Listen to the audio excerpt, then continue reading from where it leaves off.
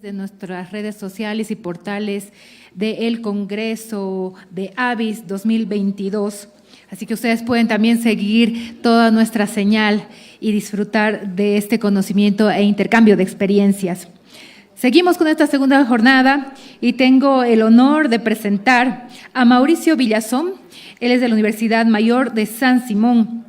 Es ingeniero civil en la Universidad Mayor de San Simón de Cochabamba. Tiene un posgrado y una maestría en Ciencias en Ingeniería de Recursos Hídricos obtenidos en Bélgica.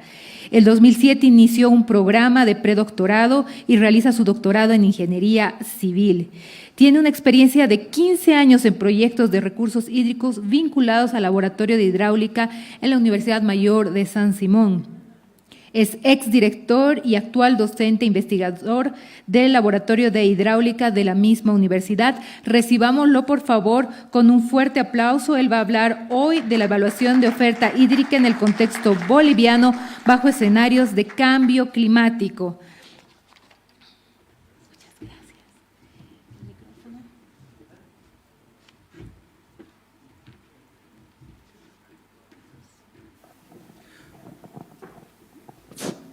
Hola. Ya.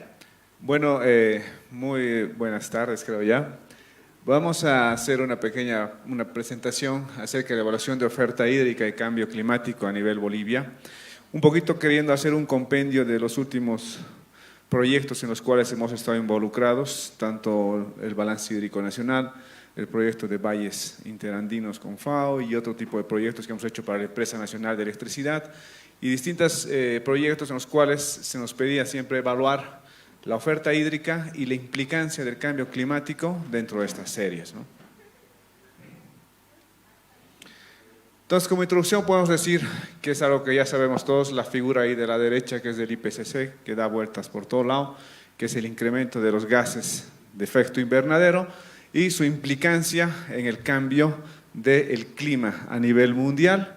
Y está esta asociación completa, ¿no? Entonces vamos a utilizar herramientas de modelación numérica del tipo hidrológico y series meteorológicas perturbadas, que les llamamos, que son las series sintéticas, a las cuales ya le hemos incluido la perturbación del cambio climático, y de esa manera vamos a evaluar esos posibles cambios, tanto en la oferta hídrica como en análisis de extremos, que son las dos cosas que más nos interesan cuando hablamos de cambio climático.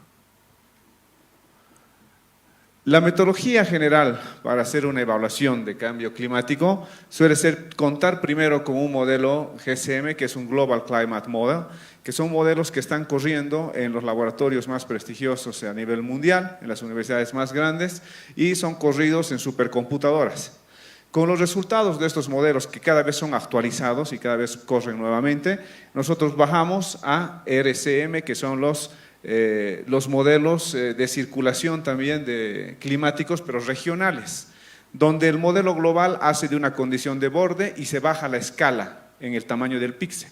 Estos modelos también corren en centros de investigación, a veces un poco más local, por ejemplo, a nivel Latinoamérica, el CEDEX, que es una iniciativa, está corriendo muchos de los modelos regionales de cambio climático. Y una vez que tenemos los resultados de los modelos regionales, luego tenemos que llevarle a escala de cuenca o a la escala de estación. Y para eso usamos los SDs, que son los downscaling estadísticos, ¿no? Statistical downscaling. Con ese último paso, que es la bajada de escala con una manera estadística, podemos llegar a tener las series listas para ser usadas, primero en evaluación, comparando las series históricas y ver la afectación, y luego en modelos hidrológicos tipo SWAT, tipo WIP, tipo HMS, cualquier tipo de modelo, que podamos ver su implicancia en los picos y su implicancia en la oferta hídrica con modelos continuos.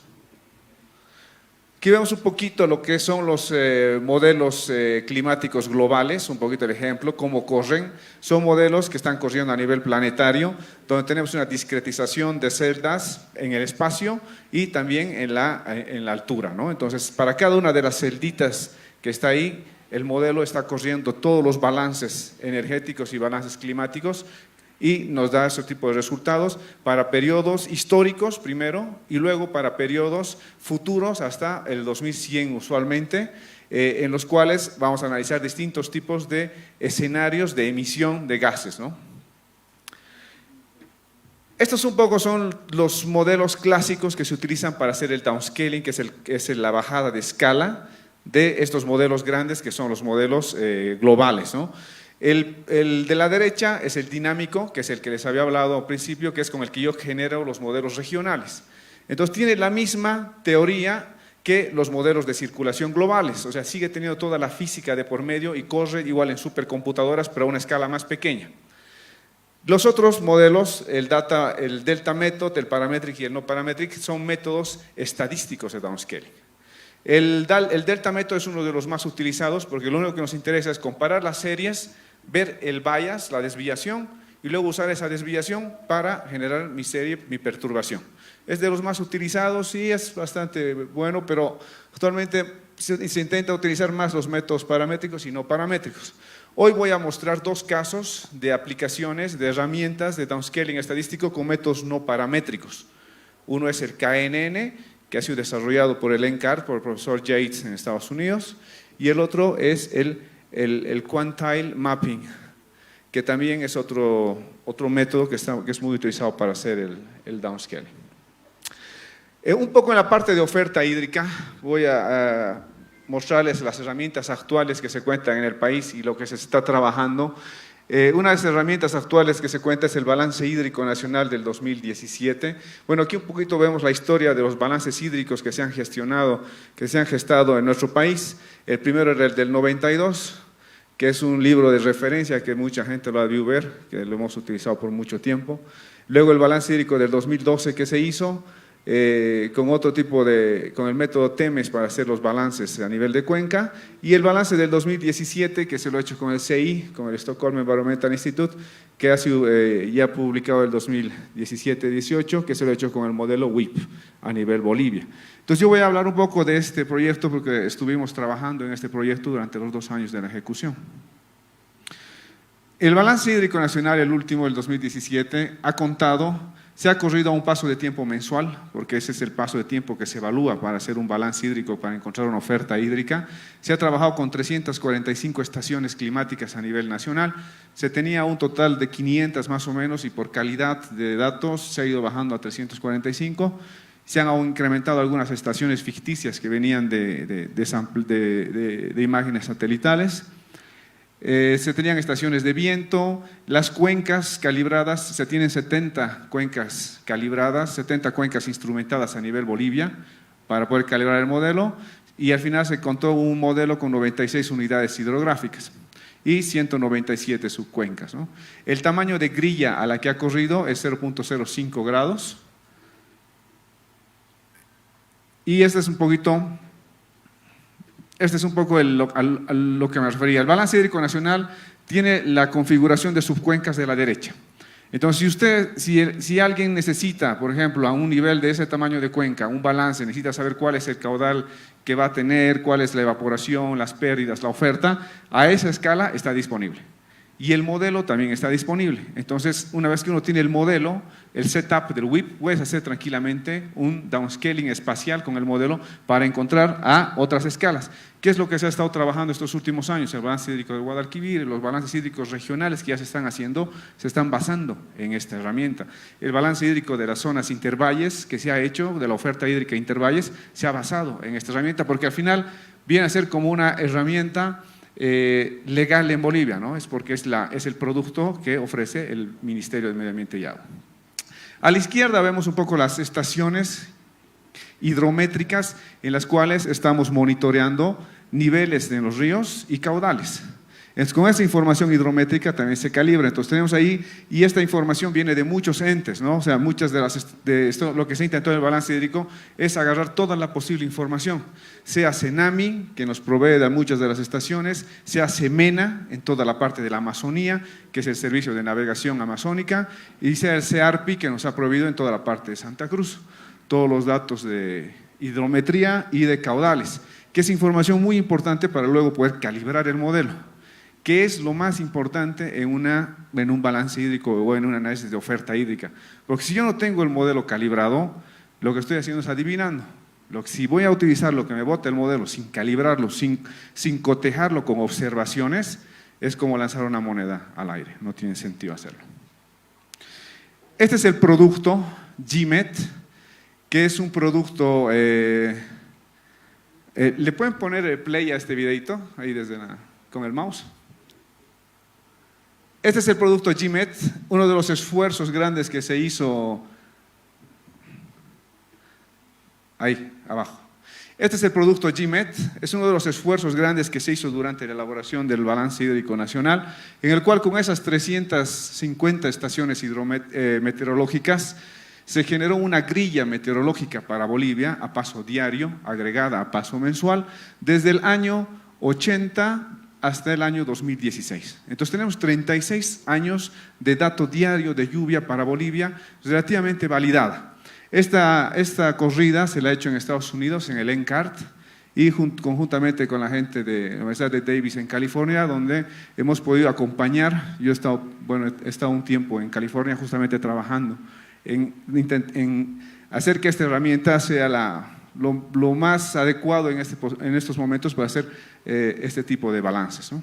Entonces esta herramienta está disponible a paso mensual y a paso diario. Entonces solamente la gente que está trabajando en una cuenca que no es instrumentada en la Amazonía boliviana o en cualquier otra región y requiere de un dato importante en un lugar que no hay estaciones, puede tranquilamente acceder a esta información, que tendrá sus limitaciones porque es una primera versión. Se está trabajando este año, el 2022, en la actualización del Balance Hídrico Nacional, donde se va a generar nuevamente una grilla meteorológica como esta, pero esa es una información de primera mano que ayuda muchísimo para poder resolver problemas de oferta hídrica en lugares no instrumentados, ¿no? Entonces, este un poquito es el ejemplo de la Amazonía, de la cuenca amazónica de Bolivia, el proceso que se ha tenido para la calibración y la implementación, las subcuencas que se han considerado durante la modelación en el WIP. El WIP es un modelo que tiene una plataforma la cual sirve porque tiene un componente hidrológico para hacer modelaciones continuas hidrológicas, y a la vez también es un modelo que ayuda mucho en la planificación, porque uno le puede cargar oferta, le puede cargar demanda, puede ver balances, puede ver escenarios futuros, puede ver crecimiento poblacional. Entonces, es una herramienta muy versátil, ¿no? Entonces, por eso también un poco se la ha escogido como herramienta para el Balance Hídrico Nacional. Entonces, aquí tenemos todas las cuenquitas de la Amazonía y los puntos rojos son las estaciones de medición de caudal, donde se mide actualmente los niveles en los ríos y se hacen aforos de cierto tiempo en cierto tiempo.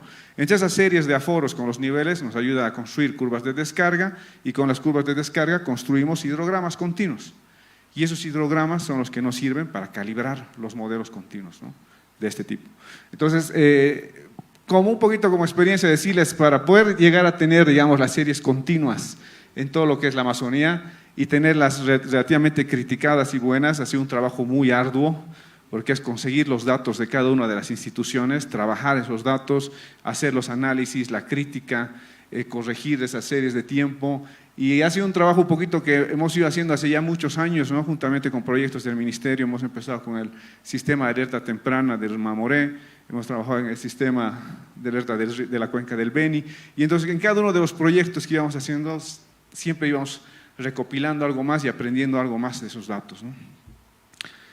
Lo que se hace es, por ejemplo, aquí vemos la estación Guayaramerín, la línea negra son los datos observados de los caudales en metros cúbicos por segundo, y la línea continua roja es el dato que nos ofrece la modelación, los resultados del WIP, con la grilla meteorológica. Entonces vemos la similitud, que es a lo que queremos llegar, que eso es lo que nos indica que un modelo está calibrado.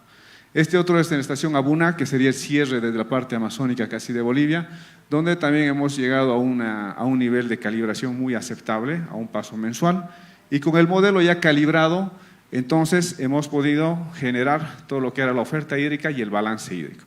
Ahora vamos a hablar un poquito más de lo que se ha hecho dentro del Balance Hídrico Nacional concerniente a cambio climático. En el Balance Hídrico Nacional también se han analizado escenarios de cambio climático, se ha utilizado el método de downscaling estadístico, el KNN, que les había dicho, que es de David Yates, de Bootstrap. Entonces, el método estadístico de KNN, el downscaling estadístico se lo puede aplicar a dos niveles. Lo único que uno necesita es una serie continua de la variable que vamos a trabajar, sea la precipitación o la temperatura. Si yo tengo esa serie continua a nivel de cuenca, lo puedo aplicar a nivel de cuenca, porque voy a encontrar mi serie sintética para la cuenca. Si quiero hacerlo a nivel de estación, porque tengo la estación, aplico esa serie continua de estación, voy a generar mi serie sintética perturbada para la estación. En este caso lo que teníamos era la precipitación de todas las cuencas de Bolivia. Y a esa serie de precipitación de todas las cuencas se le ha aplicado el método de downscaling del KNN para generar las series sintéticas con la perturbación de cambio climático.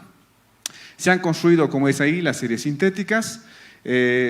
Bueno, el método utiliza reglas probabilísticas que preservan atributos presentes en la serie histórica. Mediante reglas probabilísticas sobre la transmisión del estado de tiempo, se hace una corrección de cuantiles para quitar el bias de esto, y tiene ventajas este método, como es capturar adecuadamente los atributos climáticos de resolución diaria, especialmente la duración de rachas secas y de rachas húmedas, y conserva la correlación espacial de las observaciones. Entonces, siempre es muy necesario aplicar estas técnicas de downscaling para que de alguna manera la perturbación que nos está dando el cambio climático nosotros la llevamos a algo real, a una serie de tiempo real histórica, y poder conservar esto, ¿no? Los spans, los tiempos de húmedos o los tiempos secos. Aquí un poquito la catarata esta de la escala misma, que yo tengo el modelo de circulación global, el modelo regional, tengo el downscaling estadístico, tengo la hidrología, y con la hidrología recién puedo hacer la evaluación de cuál es la afectación del cambio climático. Entonces, estas es un poquito ya las salidas del KNN. Aquí vemos un caso, ahí está Bolivia arriba con todas las estaciones meteorológicas. Abajo tengo un caso con las estaciones en la Cuenca del Plata.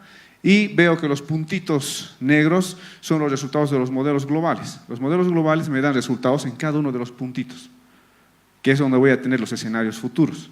Entonces, de esos puntitos hay varias técnicas. Yo puedo sacar el promedio de los vecinos más cercanos, puedo sacar solo de uno, solo de cuatro. O sea, cada algoritmo varía un poco en ese aspecto, pero lo que voy a tener es lo que está abajo. Tengo mi serie histórica y tengo la serie sintética generada por el modelo de circulación. Entonces, la idea es fruto de esta comparación, poder generar una serie sintética, pero que aprenda de la serie histórica, ¿no? Aquí vemos un poco el proceso que se hizo en el balance hídrico nacional para escoger modelos globales y hacer los escenarios de cambio climático a nivel nacional. Se tomó el KMSM, el CCSM4, el Noreste, se evaluaron como 8 modelos, y aquí vemos un poquito para ver la evaluación de cada uno de estos modelos a nivel, con la serie histórica de cada modelo. Se han evaluado con los datos históricos en tierra. Para cada mes se ha visto si podía representar la variabilidad del clima en Bolivia, los periodos secos, húmedos, con qué tipo de error. Estos se llaman los box plots, porque nos ayudan a ver cuál era el máximo, el mínimo, la media, las desviaciones para cada mes, ¿no? Y fruto de esto se han seleccionado los modelos con los cuales se han generado las series sintéticas a nivel Bolivia. Y estas son las series sintéticas. Yo tengo mi serie histórica del modelo global, tengo mi serie observada, que es la azul, y tengo mi serie sintética del futuro, que es la anaranjada. Y esa serie sintética del futuro es lo que luego se corre en el modelo hidrológico. Estos son un poco más de los resultados cuando se generaron los modelos, la perturbación de cambio climático en el balance hídrico nacional. Vemos ya algunas de las corridas para 2 de los modelos, para el CAMP-CE.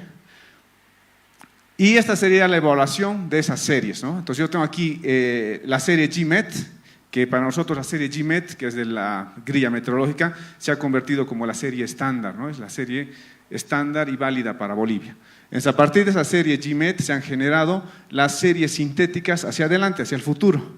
Y esas son todas las demás, ¿no? El KMSM, el CCM, el NORD, y se han generado para 3 escenarios: el RSP85, que es el escenario más desfavorable del futuro, el RSP26, que es el más favorable, y el RSP45, que es un escenario medio.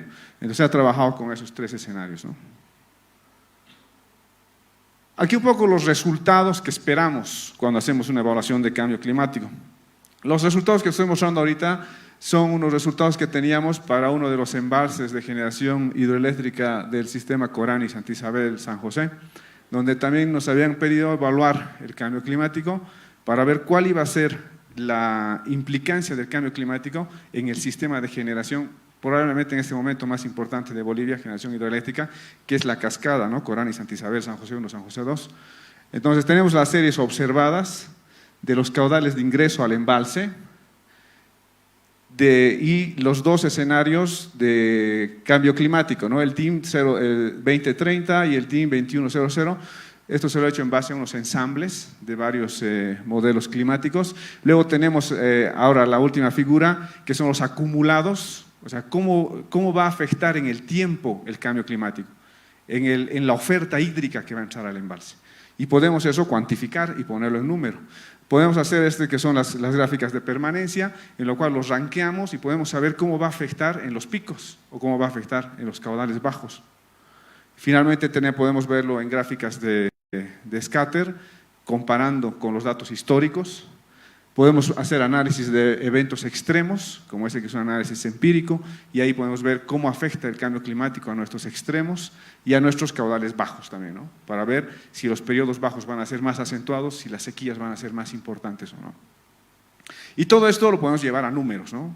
Que usualmente es lo que piden los financiadores, piden que se encuentre el número, que tú le puedas decir, en un escenario a 2050 va a haber 8% menos de agua con una incertidumbre de más o menos 4. O sea, a ese número es al que queremos llegar, a cuantificar realmente, con las herramientas actuales que tenemos, la afectación del cambio climático, ¿no? Un poco quiero también tocar el tema aquí de la variabilidad y la tendencia climática, porque siempre cuando hablamos de cambio climático, a veces nos olvidamos hablar de la variabilidad y la tendencia, la oscilación climática, ¿no? Están un poco relacionadas porque se está viendo que la oscilación y la tendencia están siendo acentuadas por el cambio climático. Pero nos interesa ver un poco cuál es la oscilación y la variabilidad que tenemos. Hemos hecho un estudio que está publicado, bueno, puedo pasarles el link del journal, en el cual nos interesaba ver cuál era la implicancia de la variabilidad y la oscilación en Bolivia, para las estaciones bolivianas. Nos hemos basado es una técnica de perturbación de cuantiles que lo que hace es estudia anomalías. La anomalía que nosotros nos hemos basado es el IOS. El IOS es el índice de oscilación del sur, que solamente es una diferencia entre dos islas en el Pacífico, la isla Tahití, la isla Darwin, y vemos la diferencia en temperatura, vemos diferencias en presiones y ahí sale el índice, ¿no? Y ese índice es el que nos dice cuándo tenemos un año niño, cuándo tenemos un año niña. Cuando tenemos un año niño se pone negativo, muy negativo. Cuando tenemos un año niña se pone muy positivo. Y Bolivia reacciona de manera distinta a los niños y a las niñas, ¿no? En los niños, toda nuestra parte amazónica y la parte plana se inunda, ¿no? La inundación más importante de Santa Cruz del 83, un niño muy fuerte. La inundación del 60, que inundó Ribera Alta y toda la parte de Bené, un niño muy fuerte. O sea, todos los niños, el niño del 97 también produjo inundaciones. Y esas inundaciones en la parte amazónica repercuten en sequías en los valles interandinos y en la parte alta. Entonces es muy importante conocer nuestra variabilidad climática. Entonces aquí nosotros tenemos el IOS, el índice de oscilación, y le hemos intentado encontrar una anomalía. La anomalía la hemos hecho con una técnica de perturbación de cuantiles y ahí vemos que tiene la oscilación, ¿no? Una oscilación entre 12 y 15 años, donde tenemos periodos, donde tenemos más eventos de niños, que son los negativos, y hay otros periodos donde tenemos más eventos de niñas. Por ejemplo, aquí si vemos esta figura, vemos que a inicios del siglo, en los 1900, estábamos en un periodo de niños, luego en los 20, en los años 20, 1920, teníamos un periodo de niñas, en los 60, lo que les comentaba, teníamos un pico de niño, que es justamente el evento más importante, que hasta antes del 2014, de inundación más importante en Bolivia que había en la Amazonía, es el del 60, el pico del año 83, que llega hasta menos 40, que es la inundación más importante que ha sufrido, por ejemplo, Santa Cruz, por el Piraí, ha sido el año 83, es el pico de niño que está ahí. Entonces podemos identificar la oscilación. ¿Cómo va la oscilación del efecto niño, efecto niña? Si nosotros esto lo intentamos ajustar a una curva sinoidal dinámica, se ajusta, que es la línea púrpura, pero aparentemente los últimos años, a partir de los años 50, ya no tanto, ¿no? Porque empieza a bajar la oscilación. Entonces, si lo ajustamos y le damos un sesgo, tenemos la línea celeste. Entonces, aparentemente, a medida que pasa el tiempo, los niños van a ser cada vez más fuertes. Los niños de los 80 han sido más fuertes que los niños de los 60 y los niños de los 60 han sido más fuertes que los niños de los 20. Entonces, estamos ya nosotros saliendo ahora de una época un poco más hacia niñas, pero ya vamos a entrar a una época de niños que van a ser probablemente en los 2020, 2027, 2026, donde Si seguimos con esa tendencia, probablemente los niños que se nos van a venir van a ser más fuertes que los niños de los 80 y más fuertes que los niños de los 60, ¿no? La tendencia que hemos encontrado, ¿no? Esa misma tendencia hemos intentado analizar con las estaciones de lluvia históricas más largas que tenemos en Bolivia. Hemos trabajado con la estación de los aeropuertos, usualmente las estaciones de los aeropuertos son las más antiguas que tenemos en Bolivia y con la mejor calidad de datos. Entonces, aquí en el aeropuerto de Cochabamba hemos visto esa misma tendencia, pero hacia abajo. Esa es la precipitación. Los puntos azules son las anomalías con el método de perturbación de cuantiles y que nos muestran este tipo de oscilación, pero hacia abajo. Entonces, Cochabamba lamentablemente se está secando. Cada vez que hay un evento de niños, Cochabamba se seca. Y como los niños van a ser más fuertes, cada vez vamos a tener sequías más duras. Entonces, la tendencia nos dice que Cochabamba se está secando y se va a seguir secando. En los datos aquí de aeropuerto en el Alto, la oscilación sigue, pero no hay una relativa tendencia ni hacia arriba ni hacia abajo. No es que va a haber ni más lluvia ni menos lluvia. Si vemos los datos en la Amazonía, por ejemplo, el aeropuerto de Trinidad, más bien vemos en el aeropuerto de Trinidad que la tendencia es hacia arriba. Entonces eso nos dice que las épocas húmedas van a ser más húmedas. Probablemente ahí está el aeropuerto de Trompillo de Santa Cruz, arriba, lo mismo, la tendencia es hacia arriba. Entonces, probablemente las épocas húmedas que se nos vienen con los niños más fuertes van a provocar eventos de lluvia mucho más intensos en nuestro oriente, ¿no? En todo lo que es la Amazonía boliviana. Las tendencias, en todos los casos, son hacia arriba, ¿no? Tanto en Cobija, en Trinidad, en Santa Cruz.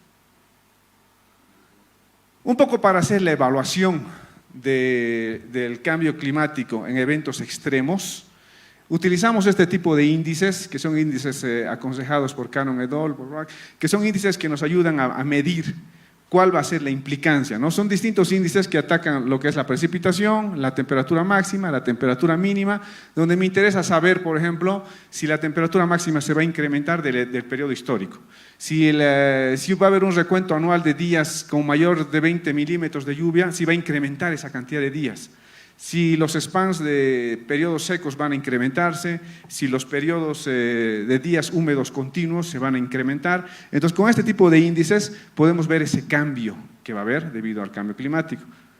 Estos son un poco algunos resultados del proyecto que se hizo para FAO de Intervalles, donde nos pedían para algunas cuencas importantes ver cuál iba a ser la implicancia del cambio climático en extremos. Entonces, para esto se ha hecho un ensamble que se llama, ¿no?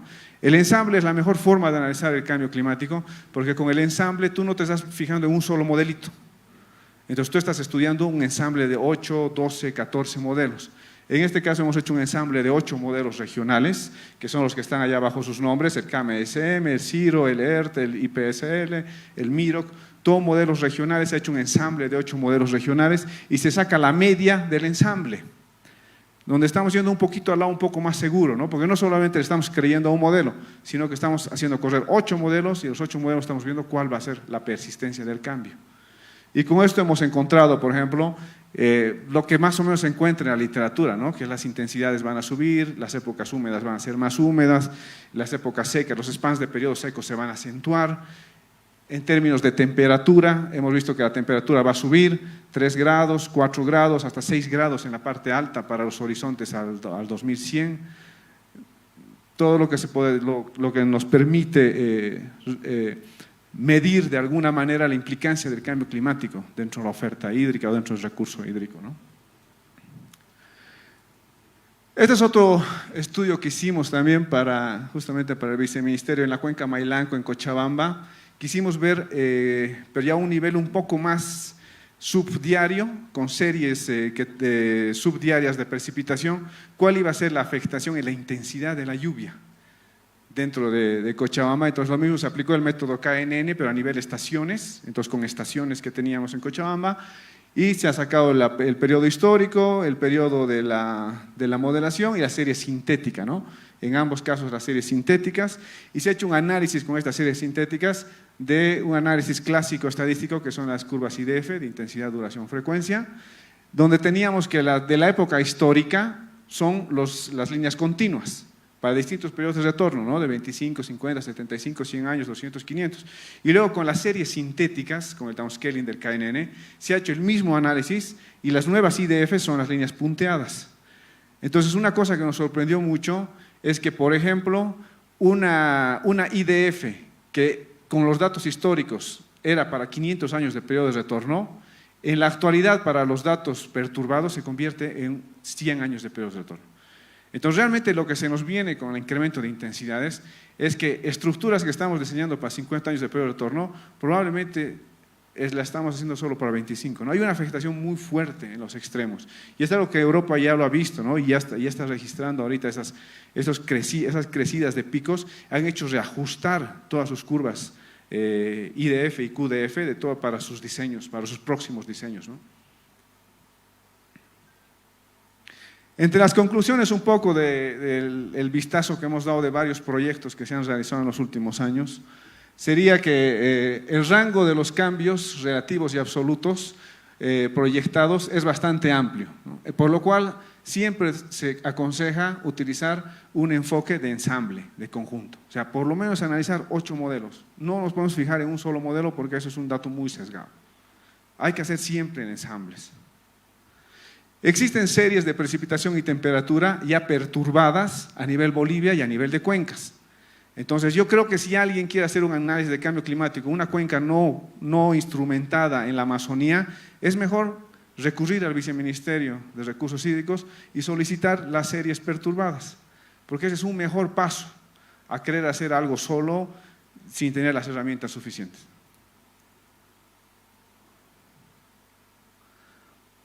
Para una correcta evaluación de la incidencia del cambio climático en la hidrología a nivel de cuenca, es preponderante realizar el downscaling estadístico. Nosotros aquí hemos hecho 2 técnicas de downscaling estadístico, el KNN y el QDM, que se hemos usado para 2 proyectos distintos, ¿no? Se ha observado que a pesar que en muchas de las cuencas de Bolivia la disponibilidad hídrica se mantiene, esto es algo muy interesante porque cuando vemos la disponibilidad de agua en un año hidrológico, o sea, digamos de agosto a julio, a veces la cantidad de agua no cambia. O sea, la cantidad de agua no cambia o cambia muy poquito, 1%, es parte de la incertidumbre. Pareciera que no nos vamos a secar por falta de agua en el periodo, pero lo que realmente va a pasar es que va a cambiar la alocación temporal del agua. Entonces, nuestros periodos húmedos van a ser mucho más acentuados y nuestros periodos secos van a ser más fuertes y más largos. Y eso sí implica, porque hemos visto los datos ahorita para la presa de Corani, ¿no? La cantidad de agua no va a cambiar, pero la cantidad de agua almacenada como oferta hídrica para generación hidroeléctrica va a disminuir. Porque tú, por más de que tengas una presa, si en tu época de lluvias se te cae el cielo, tu presa se llena y empiezas a botar el agua. Y si tu época seca es tan seca que no le entra una gota a tu presa, vas a sufrir estrés hídrico. Entonces, a pesar de que no cambia la oferta hídrica, no hemos visto indicios de que va a cambiar la oferta hídrica en Bolivia a nivel anual, pero el cambio de la alocación temporal del agua nos va a generar un estrés hídrico.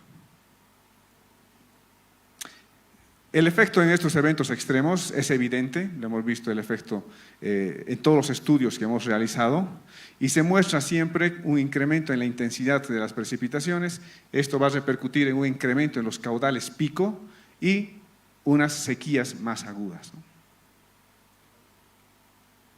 Gracias.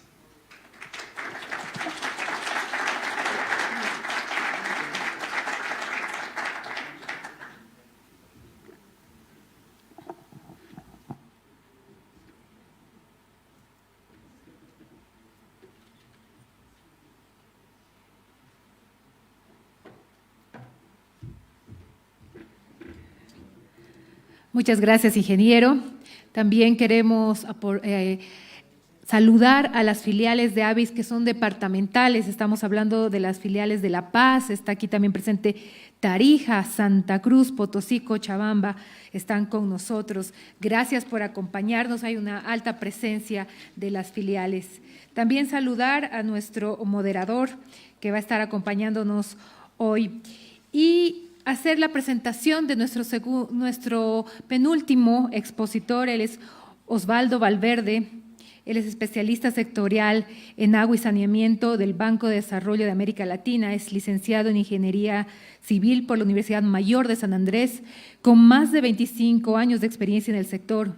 Tiene estudios superiores en alta gerencia en la Universidad del Valle. Participó en cursos iberoamericanos sobre tratamiento de aguas residuales y explotación de estaciones depuradoras, dictado por el Centro de Estudios de Experimentación de Obras Públicas, CEDEX, en España. Herramientas de toma de decisiones para el análisis de riesgo por colapso empresa.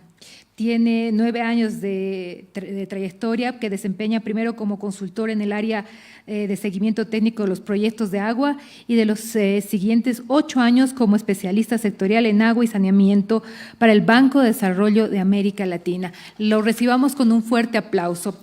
Recordarles también que las personas… Bienvenido. Recordarles también que las personas que quieran hacer las preguntas pueden hacerlas en los papeles, escribirlas y luego les daremos paso con nuestro moderador. Gracias.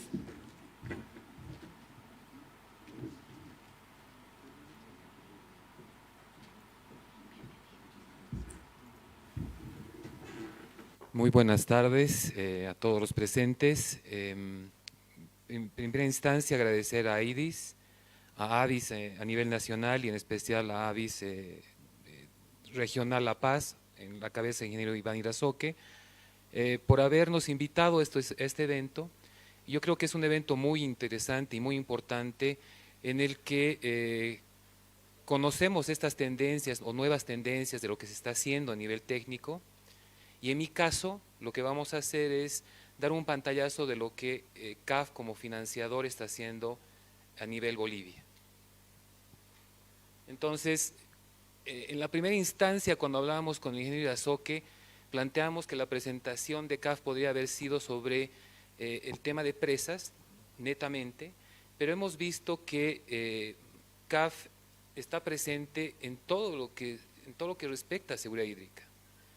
Vemos desde el agua potable, pasamos por el saneamiento, tenemos programas de prevención de desastres, tenemos un programa de presas, el último que estamos haciendo, y más bien Oscar, que va a ser el último panelista, nos va a hablar de este tema técnico de lo que es seguridad de presas y lo que es seguridad hídrica en seguridad de presas. CAF tiene una estrategia de agua. Ahora ya la tenemos que renovar este año, pero está vigente y sigue vigente.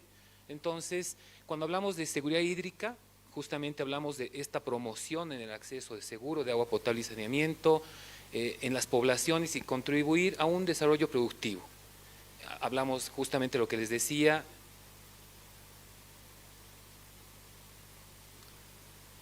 de proyectos de agua potable, riego y en todo el ciclo de vida de los proyectos. Nuestros objetivos estratégicos como CAF: acceso seguro y eficiente y sostenible en agua y saneamiento. Tenemos la reducción de contaminación de agua, preservación de ecosistemas, acceso de servicios de irrigación para agricultura familiar.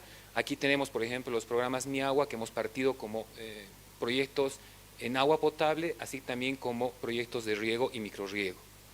Tenemos desarrollo multisectorial del agua para la agroindustria.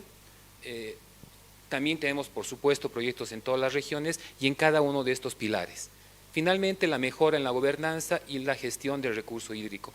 Esto podemos entrar, si no lo ven, tenemos una cioteca donde podemos acceder a la documentación que hemos generado en estos años en temas de agua, no solamente en Bolivia, sino lo que estamos generando a nivel regional.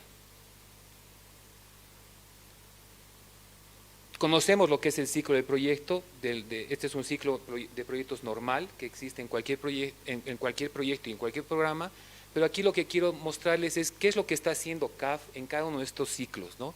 Por ejemplo, en la preparación del proyecto, tenemos en todos los programas componentes de preinversión.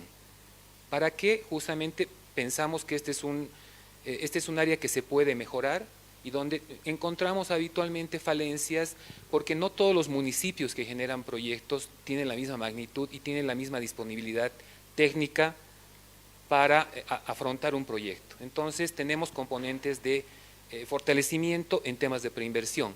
En todo lo que es la construcción, en temas de infraestructura, tenemos desarrollo comunitario, lo conocemos, el DESCOM, desarrollo de capacidades para los comités de agua, medidas de adaptación, tenemos protección de fuentes de agua, que es muy importante. En todos nuestros programas y en todos nuestros proyectos tenemos estos temas.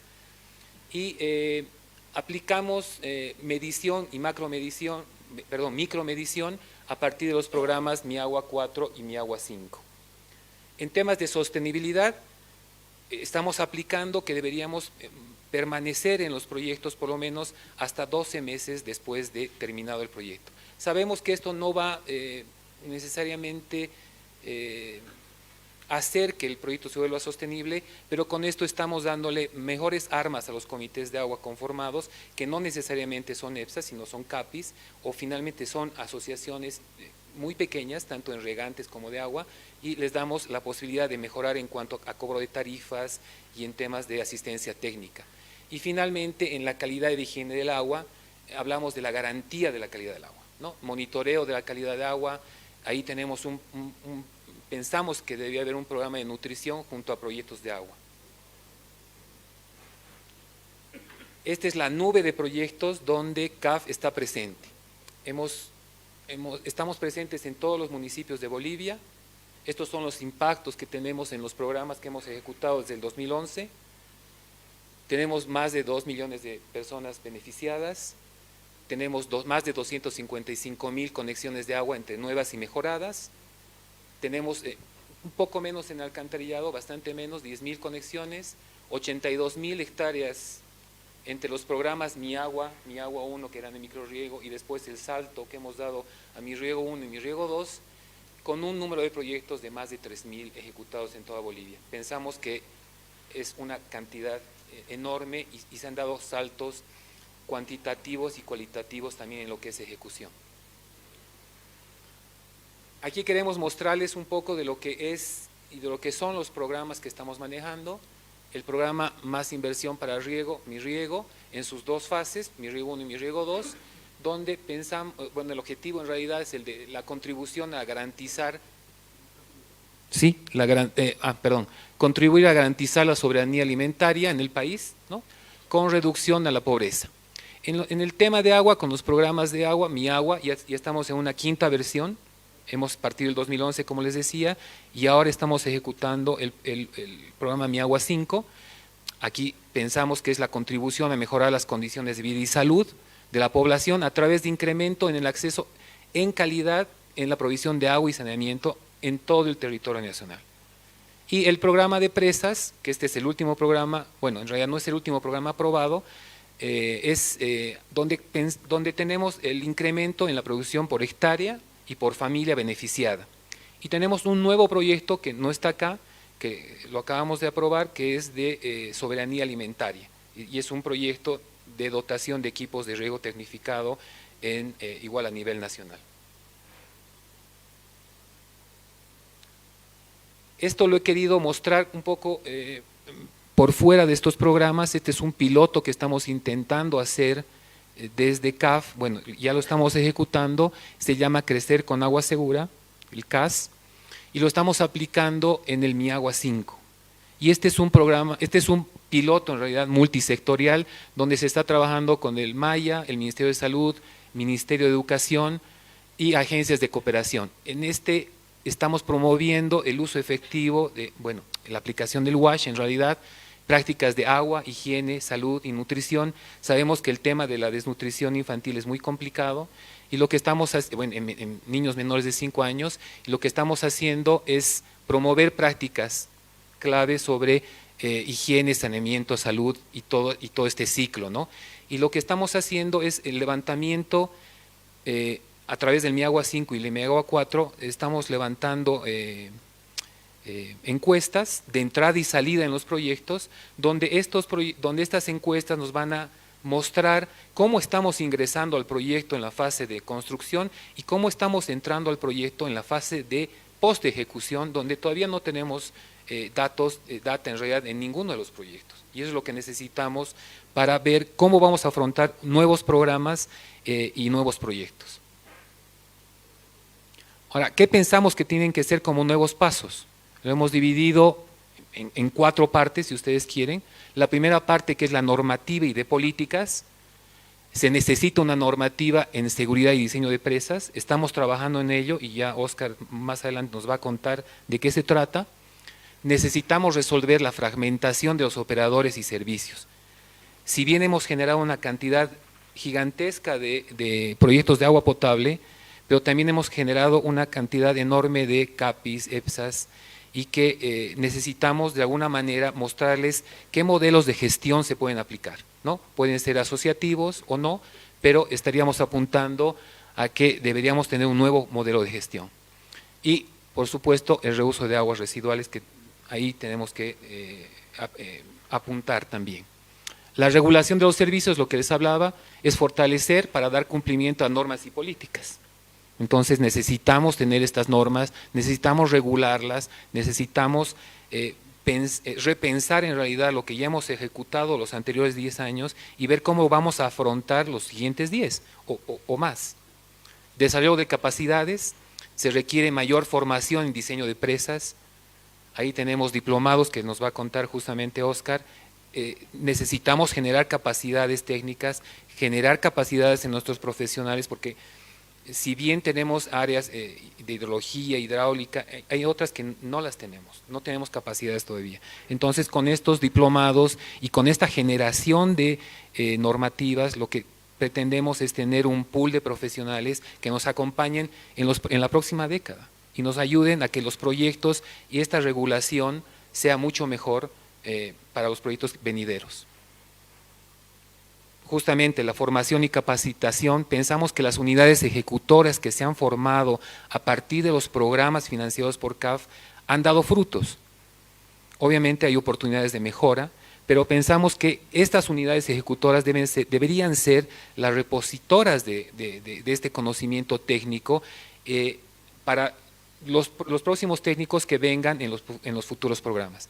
O sea, pensamos que las unidades ejecutoras tienen un rol importante, un rol de mediocampo, si quieren, importante, para lo que son los programas, no solamente financiados por nosotros, sino por otras entidades, pero que cumplen la función de también cernir todo lo que está llegando y la revisión técnica, que es muy importante.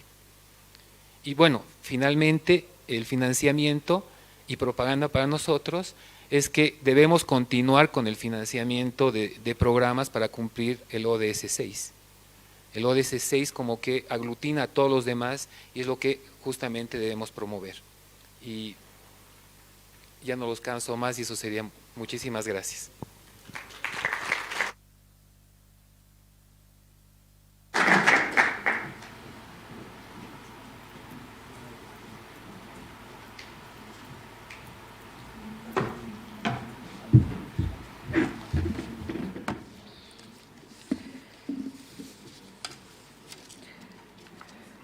Muchísimas gracias por la exposición. Quiero comentarles que hay varios ingenieros y asociaciones que nos están siguiendo a través de las redes sociales, así que les saludamos desde aquí, desde La Paz, Bolivia, desde Calacoto. Y en especial queremos saludar a la filial Chuquisaca, al ingeniero Alid Morales, que nos está siguiendo a través de las redes sociales en el Congreso. Así que también le mandamos un saludo y si podemos brindarles también un aplauso a la filial Chuquisaca, que físicamente no está, pero está de manera virtual con el ingeniero Alid Morales. Ahora quiero invitar a uno de nuestros últimos exponentes del día, y de la mañana es el último en realidad, es el ingeniero Oscar Meave. Él nos va a hablar sobre recursos hídricos en relación al programa de la CAF y el Maya, pero vamos a conocer un poco de su trayectoria. Oscar Reyes Meave, él ha nacido en La Paz. Él es ingeniero civil de la Universidad de Logan, UT, Estados Unidos. Ingeniería hidráulica también ha estudiado. Él es magíster en ingeniería hidráulica. Es diplomado en la mención de hidrología aplicada, diplomado en la mención de recursos hídricos de medio ambiente, diplomado también en la mención de gestión integrada de recursos hídricos y manejo integral de cuencas. Ha participado en innumerables seminarios como los nuestros, brindando conocimiento e intercambio de experiencias. Y dentro de su experiencia certificada, él ha sido coordinador general de Unidad Técnica de Presas del Ministerio de Medio Ambiente y Agua, coordinador general de la Unidad Técnica de Presas también en los siguientes años. Y es responsable, también ha sido responsable del área de gestión de riesgos, consultor en evaluación de gestión de riesgos y consultor también en evaluación de riesgos en el Ministerio de Medio Ambiente y Agua. Amplia trayectoria, más de 25 años de trayectoria. Así que lo recibamos con un fuerte aplauso ya para hablarnos sobre recursos hídricos. Gracias por estar con nosotros.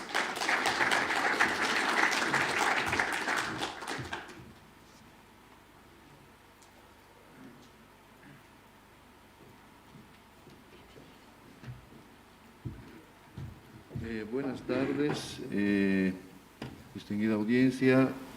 En principio, quisiera agradecer a la ABIS por la convocatoria, al Ministerio a poder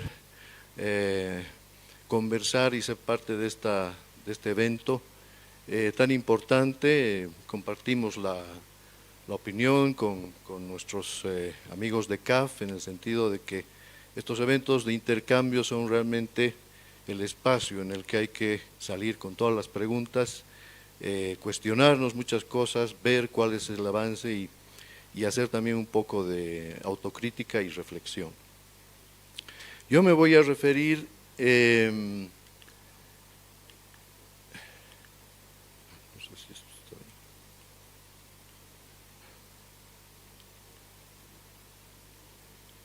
Ahora sí. Voy a hablar en general de lo que es la temática de la normativa de seguridad hídrica en el país. Es un tema que seguramente no trae muy buenos recuerdos a la mayoría de los profesionales en ingeniería sanitaria, en ingeniería ambiental. Tenemos intentos de sacar normas, sacar un marco regulatorio definitivo sobre la gestión de los recursos hídricos en Bolivia, ya tal vez más de 3 décadas. Pero es un tema que hay que continuar trabajando y hay que continuar impulsando, porque en cierto momento todo este bagaje de problemática que se nos ha hecho conocer, del cual hemos podido conversar también en este evento, en términos de nuevas amenazas, cambio climático, conflictos, temas de desabastecimiento y todo aquello. Bueno, todos esos problemas solo van a irse incrementando, como sabemos todos, y en cierto momento va a ser muy necesario contar con una normativa sólida que pueda ordenar el tratamiento de todas estas, de toda esta problemática. Pero luego voy a hablar a mayor profundidad sobre el programa Presas. Como ha mencionado el ingeniero Valverde, es un programa que tiene, si bien un enfoque hacia la inversión, también impulsa justamente aspectos de la regulación de nuestras presas, ¿no? Y finalmente voy a hacer una pequeña reseña sobre los avances que se tienen en la normativa específica de seguridad de presas.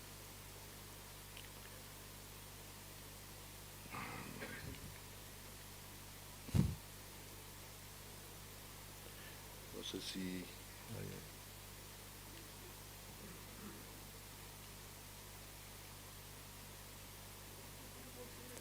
Sí, por favor.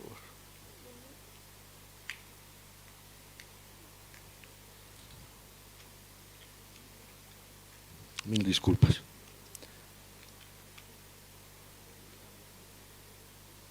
Ok.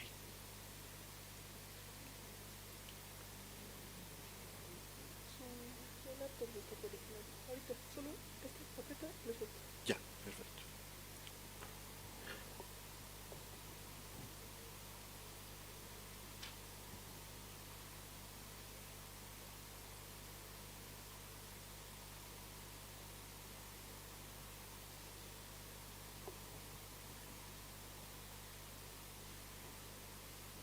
Bueno, pequeños problemas. Ah, ya.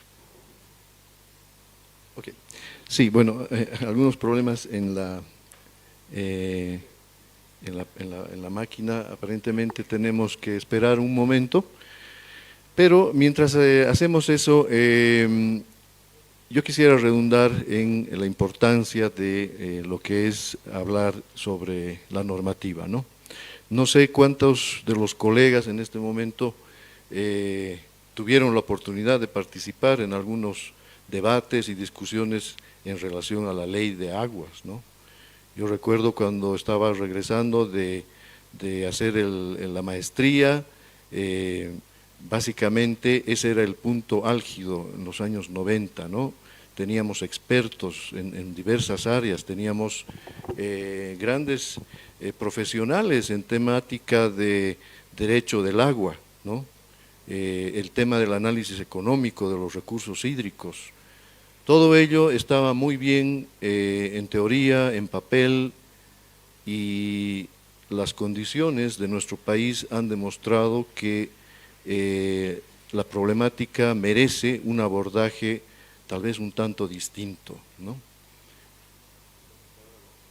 Ya, mejor. Sí, perdón, mil disculpas.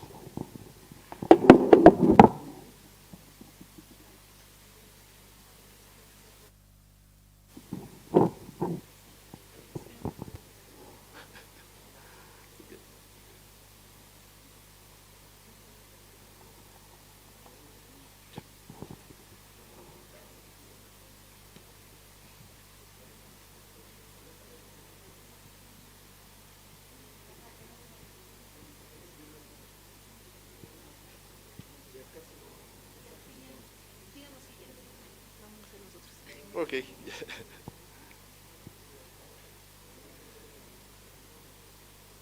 Bueno, no sé.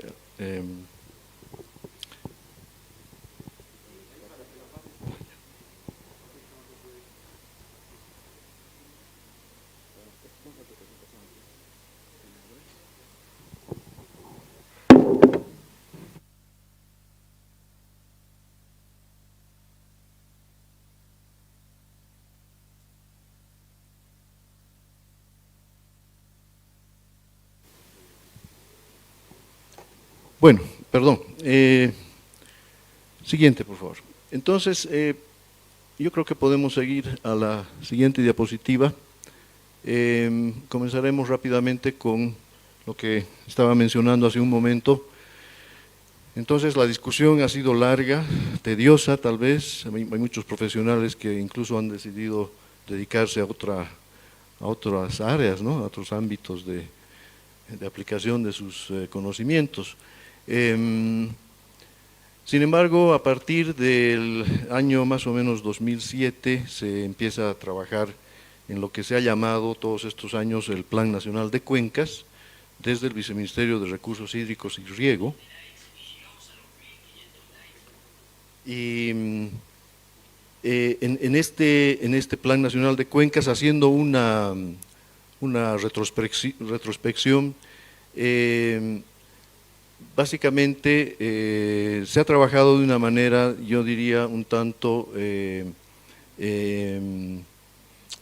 preparativa, digamos, ¿no? O sea, hemos tratado, y evidentemente me incluyo porque yo he estado desde más o menos el año 2009 trabajando en temas específicos, temas de riesgos principalmente, pero se ha trabajado más, yo diría, y se ha logrado avances interesantes a nivel local, ¿no? Se ha ido atendiendo problemáticas a nivel local, tal vez en términos de regiones pequeñas, y se ha trabajado mucho con la promoción y el financiamiento de proyectos de gestión integrada de recursos hídricos y manejo integrado de cuencas, ¿no? Entonces, en ese momento, a fines de los 2000, se tenía un gran ímpetu por desarrollar proyectos GIR y MIC, y existía toda una cartera y un financiamiento muy interesante que nos ayudó justamente a entrar en esa área, a abordar estos problemas, aunque sea a nivel de una escala pequeña, ¿no? Entonces, algo que ha sido muy importante ha sido también el poder capturar la atención de los actores locales, ¿no? De los usuarios, del personal de las entidades que administran agua, generalmente eran algunas cooperativas, algunas EPSA, y también ha permitido un proceso de reflexión muy importante, ¿no? No solo a nivel de estos actores locales, sino también a nivel de los diferentes niveles de gobierno, ¿no? Lo interesante también, y como parte de los resultados, ha sido el poder esquematizar un sistema, digamos, de organización primaria institucional. Entonces se ha logrado un marco institucional bastante precario, diría yo, pero por lo menos ya con algunas ideas con respecto a cómo debería organizarse el tema de la gestión de los recursos hídricos. Entonces, en varias cuencas se ha trabajado en organizar y tratar de consolidar estos organismos de gestión de cuencas. Se ha, digamos, establecido los mecanismos para que se logre un apoyo técnico a nivel interinstitucional. Entonces, no solamente, digamos, en términos de los actores locales, sus representantes, posibles apoyos técnicos a ese nivel, sino ya mediante una interacción con otros niveles desde donde puedan proveer este apoyo técnico. Y obviamente todas estas acciones se realizaban y se han estado desarrollando hasta ahora en un marco informal, ¿no? O sea, no existe una ley como he mencionado, ¿no? Bueno, y en términos de planificación hídrica per se, se logró establecer 14, bueno, primero fueron 14 y luego fueron 25 cuencas estratégicas que se seleccionaron para poder atenderlas ya en un contexto más ordenado, digamos.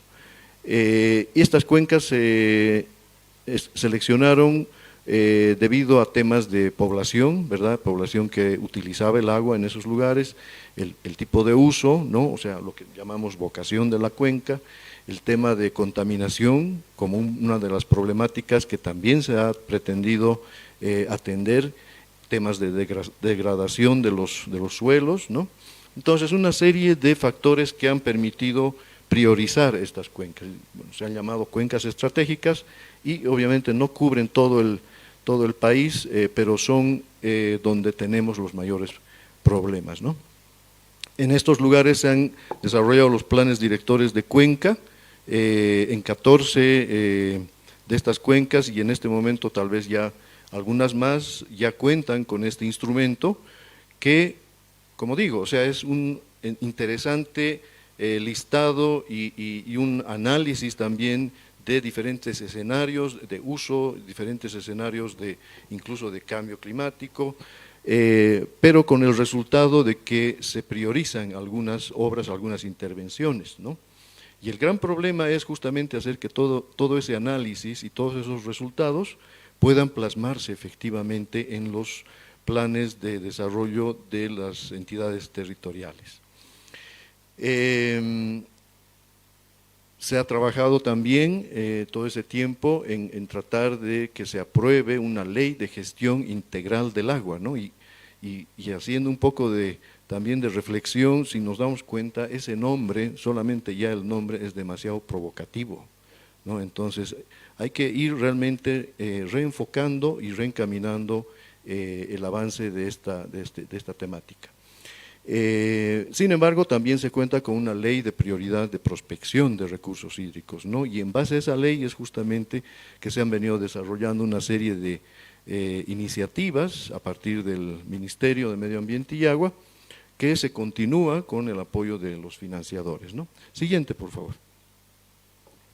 Entonces, aquí un pequeño mapeo de todas las cuencas que he mencionado, eran 25 cuencas estratégicas que estaban seleccionadas con estos parámetros, ¿no? que obviamente no cubren toda la superficie del país, y eso se nos ha hecho notar, ¿verdad?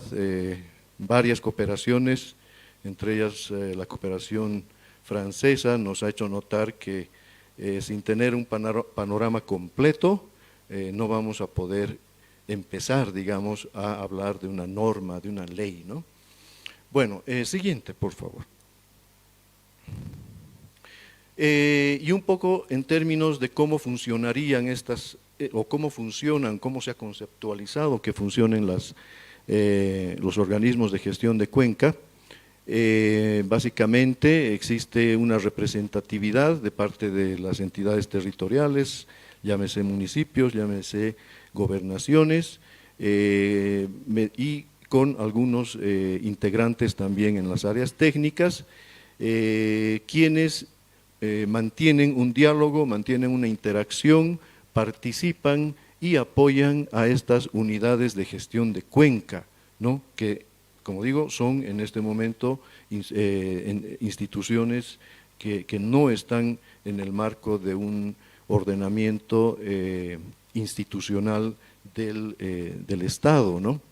Entonces son como agrupaciones, digamos, de diferentes niveles de ETAs, ¿no? Estas unidades de gestión de cuenca tienen previsto contar con un directorio, un consejo técnico, un consejo social, y a través de los diferentes apoyos que se desarrollan, la idea es contar con un plan director, ¿no?, para esta cuenca. Evidentemente todas las iniciativas que se establecen en este plan director se implementan a través de programas de medidas y una serie de iniciativas que necesitan un financiamiento, ¿verdad? Siguiente. Bueno, hacia el futuro es importante que reconozcamos todo el avance que se ha realizado, pero también veamos dónde realmente tenemos obstáculos y empezar a tomar algunas decisiones, ¿verdad? Empezar a tomar y dar algunos saltos grandes en cuanto al avance y la propia consolidación de la normativa. Entonces, hacia futuro, se tiene previsto trabajar en la política y un plan nacional de cuencas que permita estas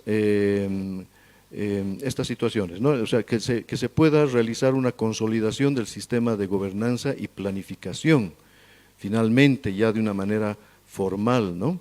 Que se tenga en cuenta una gobernanza por cuencas, ¿no? O sea, que realmente exista una autoridad a nivel de una cuenca específica. Todo ello mediante una ley de cuencas con enfoques más específicos y evitando la conflictividad justamente, ¿no? Tratar de que se hable el mismo lenguaje, ¿verdad? Hacer que todo este trabajo que ha permitido captar la atención de la población, de los usuarios, dé un siguiente paso hacia, digamos, una estandarización de los conceptos, que hablemos todos realmente en los mismos conceptos. Y obviamente formalizar la planificación del recurso hídrico, o sea, una vez que tengamos planes directores en las diferentes cuencas, que podamos contar con instrumentos donde exista cierta obligatoriedad por parte de municipios, de gobernaciones, para la implementación de las medidas identificadas. El desarrollo institucional en las cuencas, ¿no? Justamente habíamos visto en la anterior diapositiva que una organización donde no se tiene todas las unidades administrativas, de planificación y todo aquello como para poder realizar una verdadera administración del recurso hídrico, entonces estamos prácticamente trabajando solamente con una entidad de apoyo, ¿no? Más o menos. Y en ese sentido es necesario trabajar en una figura jurídica y administrativa para poder ordenar estas entidades territoriales. Temas de sistemas de información, todas estas cuencas tienen que estar, o sea, tienen que contar con sistemas de información que no solamente permitan tomas de decisiones a nivel local, sino que también puedan y comunicarse con nivel central, digamos, de este tipo de sistemas, que sean interoperativos, que se pueda interactuar también, no solo la población, sino entre diferentes niveles de autoridades. Y trabajar en leyes departamentales amparadas, obviamente, bajo un paraguas normativo a nivel nacional. Bueno, más allá de todo el trabajo en cuanto a lo que es la propia normativa, cada vez que hacemos un proyecto, cada vez que se aprueba un financiamiento de un programa, estamos prácticamente ya trabajando hacia esa seguridad hídrica, ¿no? Uno de los principales programas que se está manejando en el Ministerio de Medio Ambiente y Agua al momento es el programa Presas, que es un programa a través de un crédito de CAF y OFID que permite la implementación de una serie de proyectos de presas, principalmente para riego, ¿no? El enfoque es en infraestructura de almacenamiento. Como se ha mencionado anteriormente, se tiene un objetivo de más de 8.000 hectáreas bajo riego con aguas reguladas. La idea es también establecer algunos mecanismos para que los proyectos que se ejecutan con este programa tengan cierto nivel de garantía, cierto nivel de seguridad, que ya, digamos, entraríamos en un ámbito internacional de poder garantizar este tipo de infraestructura. Y obviamente la sostenibilidad en las inversiones, donde lo que se solicita justamente para estos proyectos es que se cuente con todos los estudios, con todas las, digamos, todos los análisis necesarios para que se pueda garantizar la disponibilidad y la oferta hídrica en estos proyectos, ¿no? Temas de variabilidad climática también están incorporados. Existe también un componente en el programa acerca de la protección de las fuentes, ¿no? Tratar de que los sitios donde se realiza el emplazamiento de las presas sean objeto de proyectos adicionales en los cuales se pueden implementar iniciativas de manejo integrado de cuencas. También se tienen dos componentes adicionales de fortalecimiento institucional. Uno en el nivel de gobierno departamental y otro a nivel central, ¿no? El financiamiento externo es de alrededor de 140 millones de dólares de CAF y OFID en partes iguales. Siguiente, por favor.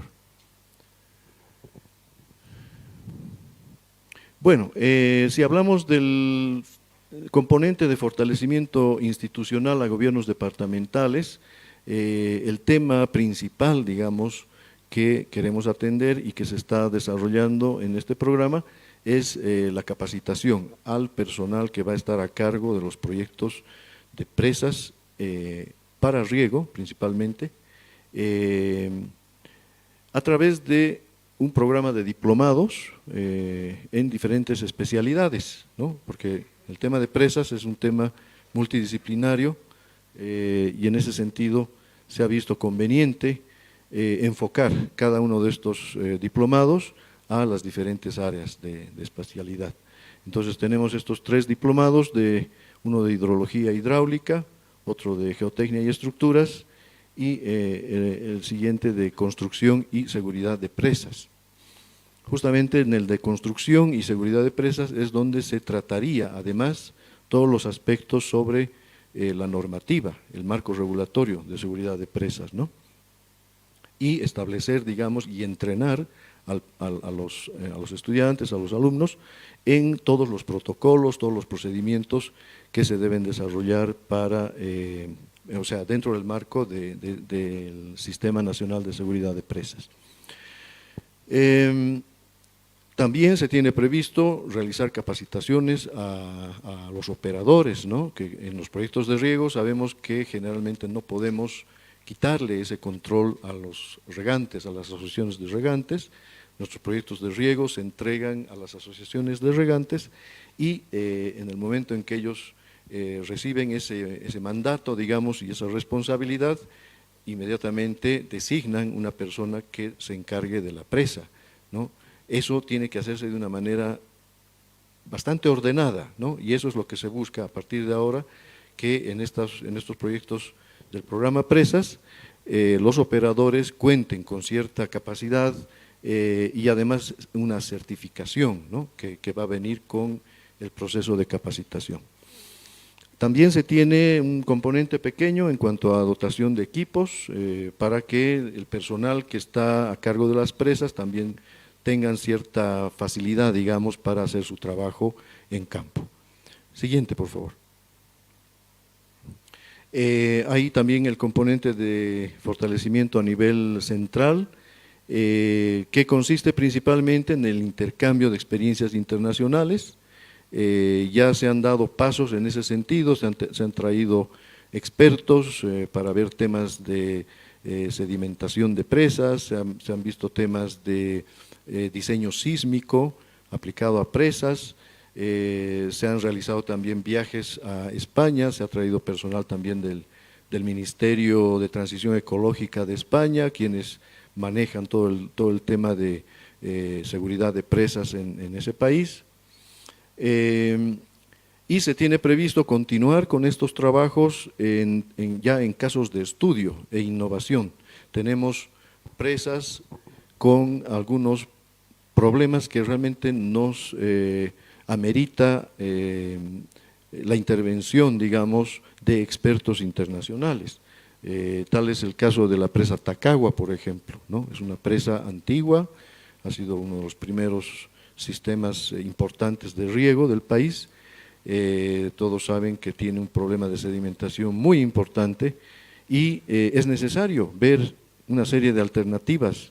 En muchos lugares lo que se hace es el dragado, ¿no? El dragado del embalse. Esta es una situación que la conoce la Asociación de Regantes muy bien. Se ha conversado con el representante de esta asociación, se ha entrevistado con el señor ministro, y es una prioridad el hacer que nuestros embalses que están colmatados o están en ese proceso, digamos, tengan este apoyo y se intervenga en estas situaciones. Entonces, ese tipo de intervenciones también van a ser producto de este programa, ¿no?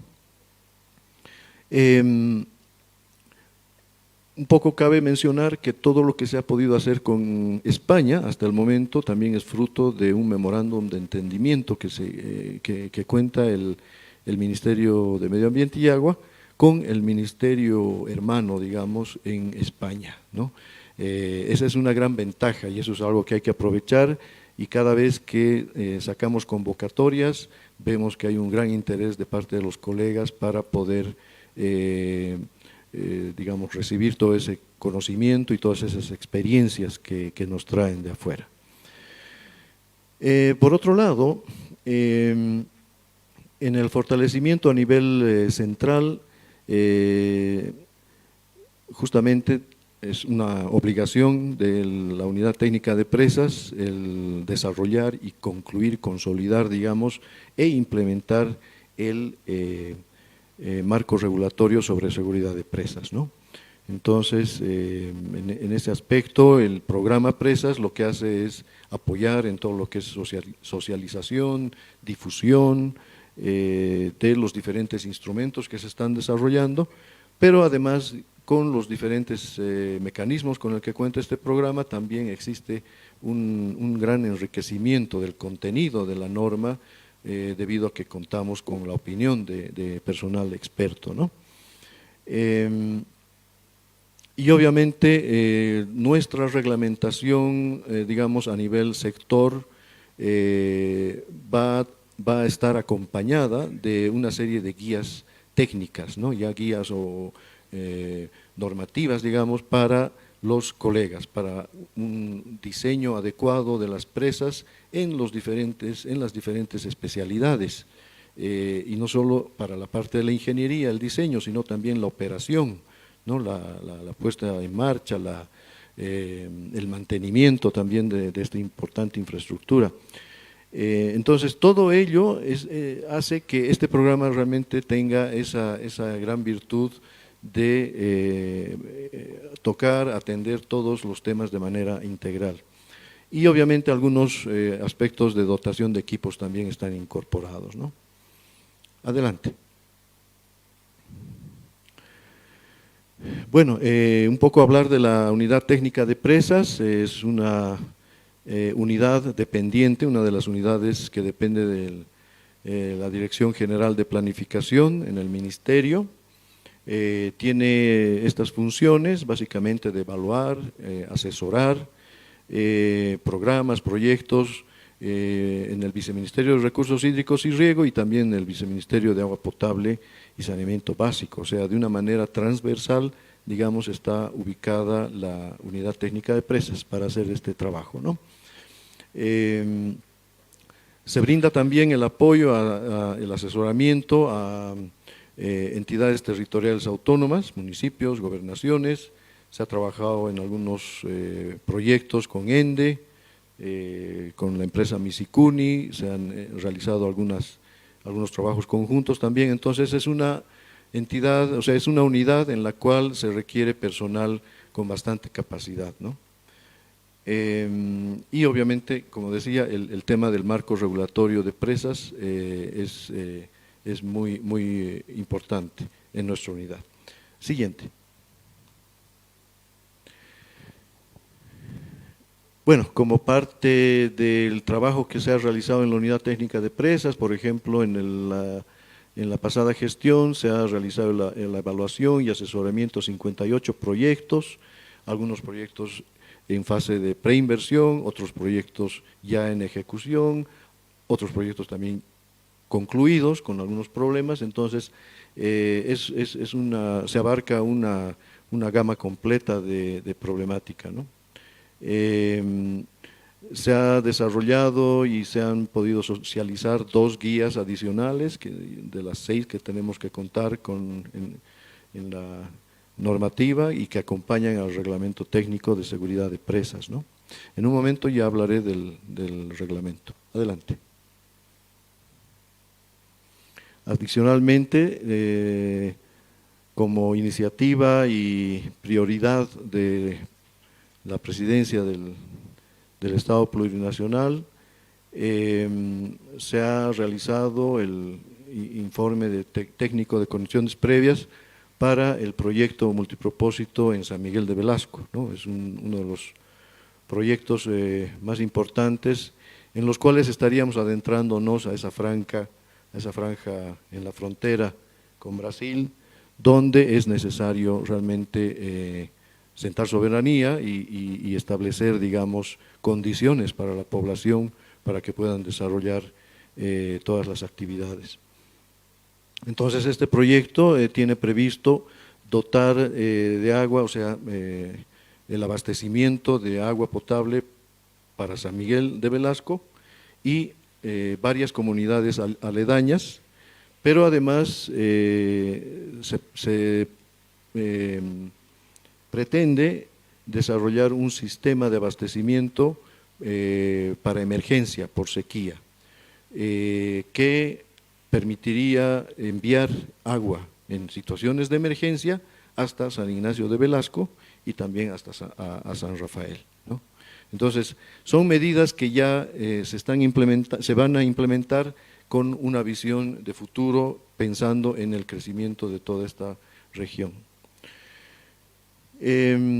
Adicionalmente, aprovechando, digamos, la disponibilidad, la oferta de agua, se pretende que este proyecto permita una conversión hacia la producción bajo riego.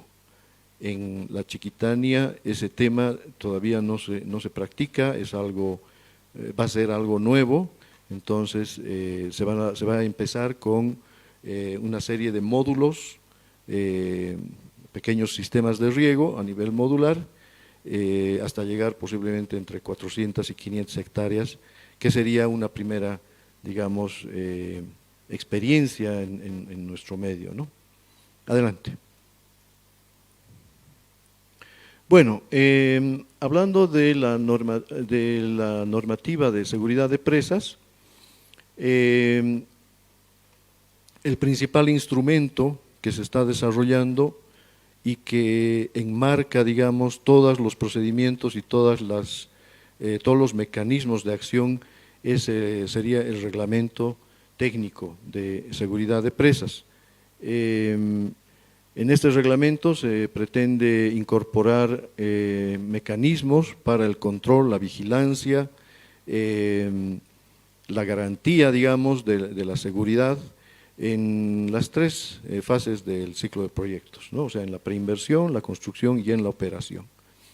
El propio reglamento va a establecer también los diferentes procesos y mecanismos que se deben cumplir para ciertos aspectos muy específicos y muy importantes, como ser la operación y el mantenimiento, las acciones durante emergencias, la evaluación y la categorización del riesgo de cada infraestructura, ¿verdad?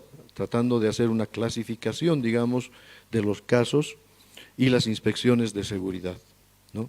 Entonces, de manera integral, este reglamento técnico va a permitir que todo ese bagaje de necesidades en cuanto a la atención a las presas, principalmente de riego, que están abandonadas en muchas y en una situación en la cual, digamos, no se aprovecha al máximo la disponibilidad de agua, la oferta hídrica.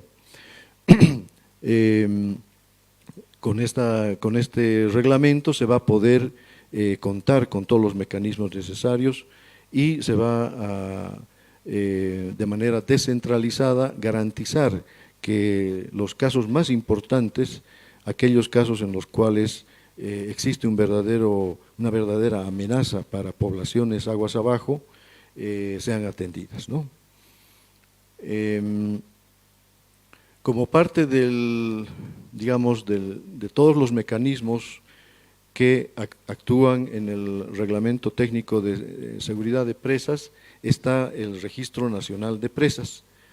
El registro es básicamente la combinación de un inventario y básicamente un instrumento, una herramienta informática mediante la cual se va a poder realizar un control sobre las condiciones de seguridad de todas las presas en el país. Este registro ya está en funcionamiento, está en fase de pruebas, digamos, pero pruebas ya interactivas con diferentes gobiernos departamentales, ¿no? Todo en la línea de que cuando ya tengamos todas las presas construidas de este programa, del programa Presas, todas ellas estén con procedimientos bien claros, con toda la información ingresada en el registro y con toda la información complementaria, como ser estudios, planos y todo aquello. Entonces, no van a ser, digamos, los primeros casos que van a tener esta información. Ya existen varios proyectos importantes con los cuales se ha trabajado, con los cuales se ha coordinado y se ha podido recabar toda la información. Por ejemplo, el proyecto Misicuni ya tiene toda la información ingresada, y lo interesante es que a través de este registro se va a poder emitir licencias.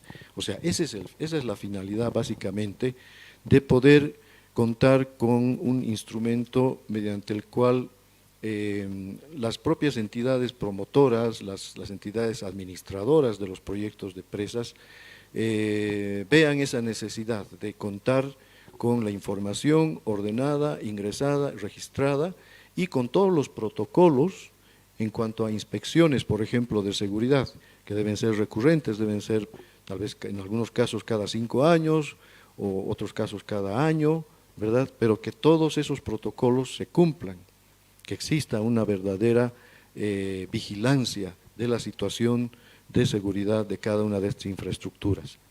Entonces, ahí es donde entra el Registro Nacional de Presas de una manera muy interesante, permitiendo esa interacción. Siguiente, por favor. Un poco esquematizando cómo funciona el Registro Nacional de Presas, se tienen en la parte baja todas las asociaciones de regantes, que como sabemos son quienes están a cargo de todo el sistema de riego, incluida la presa. Ellos designan un operador, así es como está normado, pero lo que se pretende hacer es que desde los gobiernos departamentales exista un equipo de asistencia en la operación, quiero decir, digamos, vigilancia a la operación de la presa. Entonces, los operadores designados o el operador designado contaría, a partir de la gobernación, con un superintendente de presa, ¿no? Entonces, cada gobernación tendría una serie de profesionales a quienes se les designaría o se les delegaría la vigilancia, el control, la supervisión y el apoyo a una serie de sistemas de riego, y este personal estaría justamente capacitado para realizar ese trabajo, ¿no?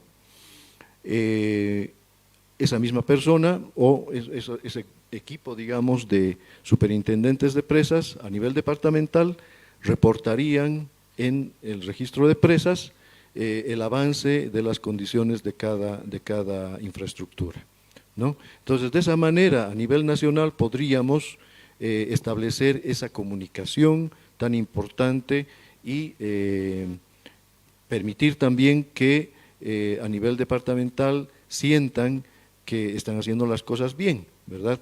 Si les llega la licencia y si tienen, digamos, todo en orden, obviamente ese es un trabajo remunerado, ¿verdad?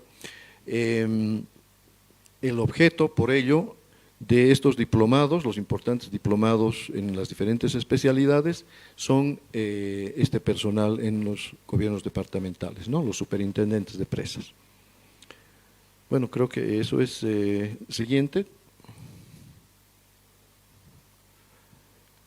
Bueno, este es más o menos cómo funcionaría el flujo de la información en el propio registro y cómo funciona ahora. Digamos, lo único que nos falta es el aspecto ya de la emisión de licencias para los diferentes casos, ¿no? Pero básicamente se trata de que la actualización, toda la retroalimentación, digamos, se realice a nivel departamental y puedan reportar los resultados del trabajo de ellos, ¿no? Bueno, ahora sí, muchas gracias. Creo que eso es todo.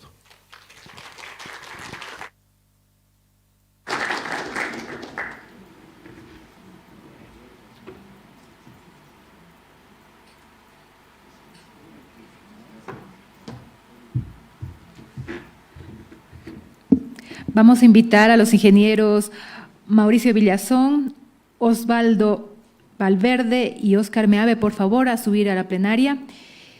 Y al ingeniero Juan Bayón, por favor, para estar como moderador con nosotros. Las preguntas creo que ya las tiene para los disertantes. Les voy a rogar, por favor, que finalizada la ronda de preguntas no se vayan. Vamos a hacer la foto oficial del evento. Muchas gracias.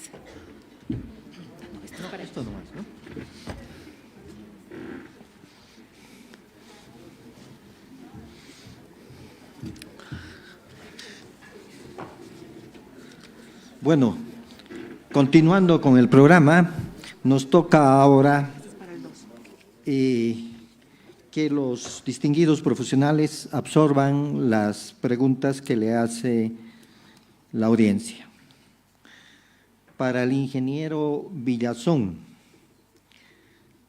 la cuenca amazónica es una de las mayor variabilidad espacial de precipitación en el país.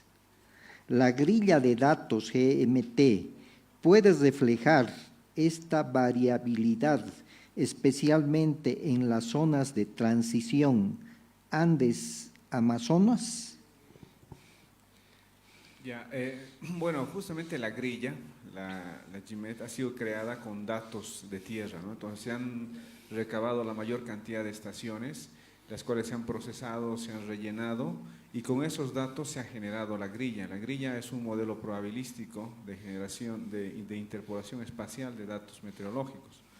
Entonces, se han generado 30 ensambles, 30 generaciones, y de los 30 se ha sacado el promedio, que es el que se está utilizando actualmente.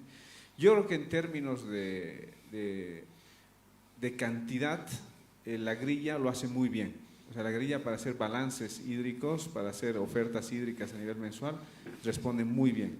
En términos de extremos, no tanto. ¿Por qué? Porque es la media de 30 ensambles.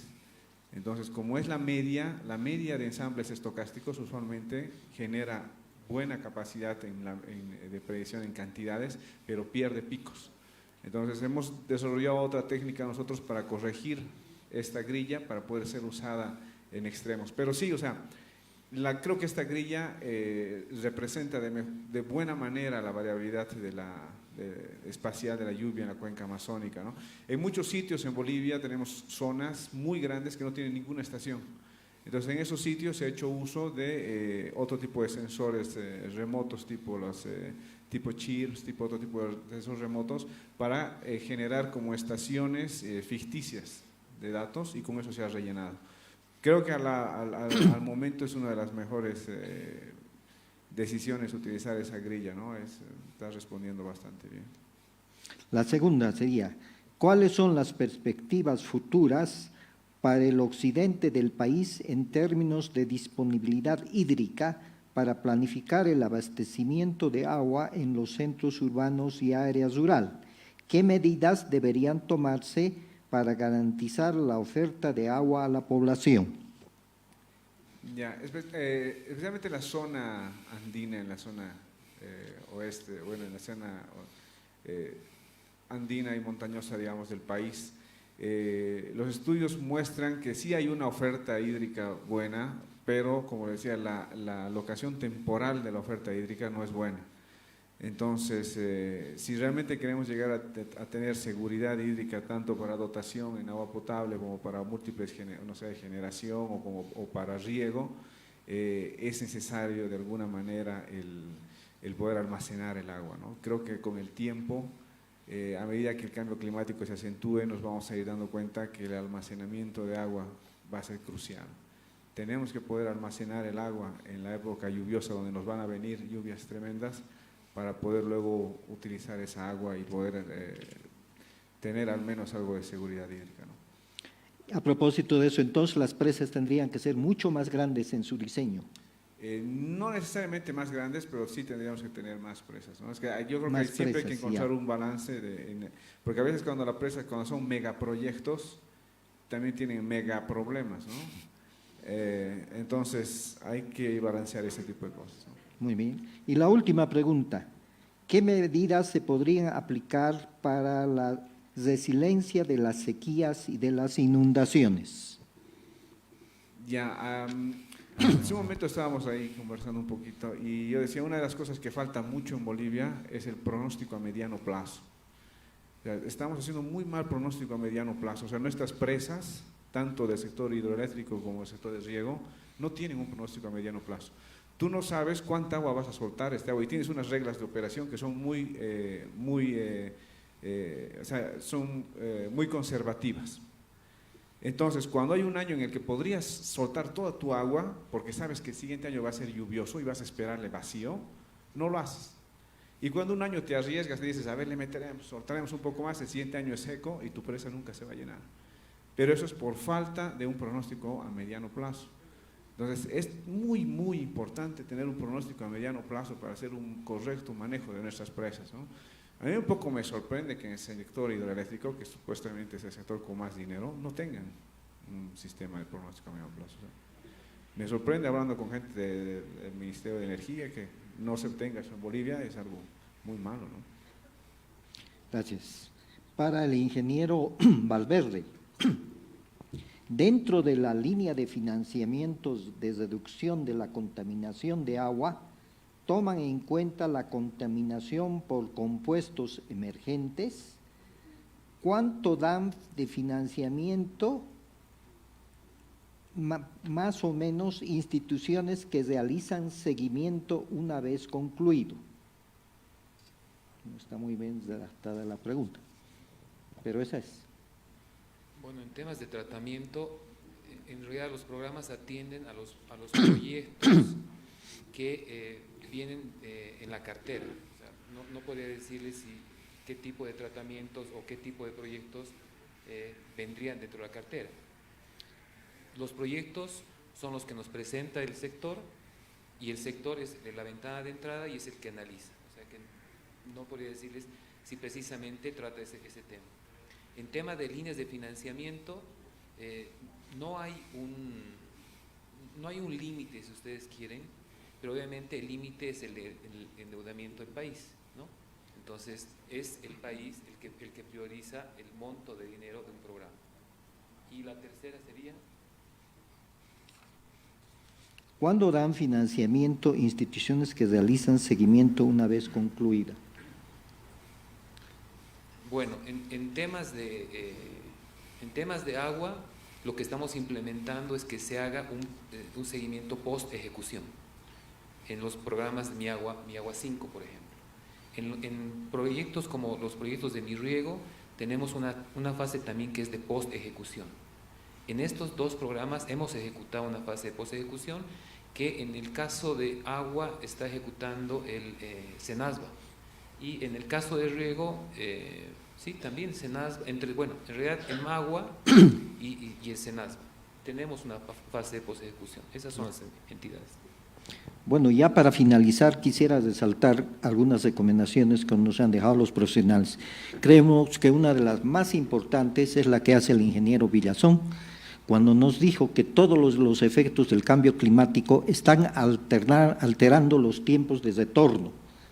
Por lo tanto, cuando diseñamos para 100, quizás no sea para 100 eso que habíamos calculado, sino que se quede en 50. Es un aspecto muy importante que como ingenieros sanitarios tenemos que considerar para nuestros abastecimientos. Luego quisiéramos resaltar lo que ambos profesionales de la CAF han expresado. Tienen una serie de 3.000 proyectos hechos, pero lo importante es que están haciendo un acompañamiento, están haciendo una capacitación, están haciendo cursos, están haciendo inventarios.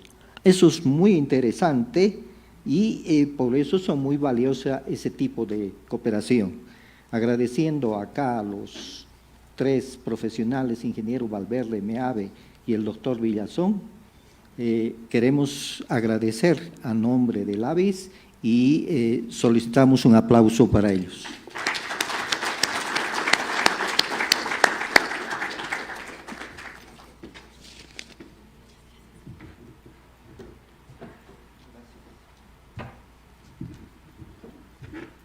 Muchísimas gracias. Ahora sí los convocamos, por favor, adelante para colocarnos en 2 filas para que podamos hacernos la foto oficial. Sí, aquí, por favor. Que no pasen los parlantes, por favor. Y como les digo, en 2 filas para que todos podamos salir en nuestra foto oficial del Congreso.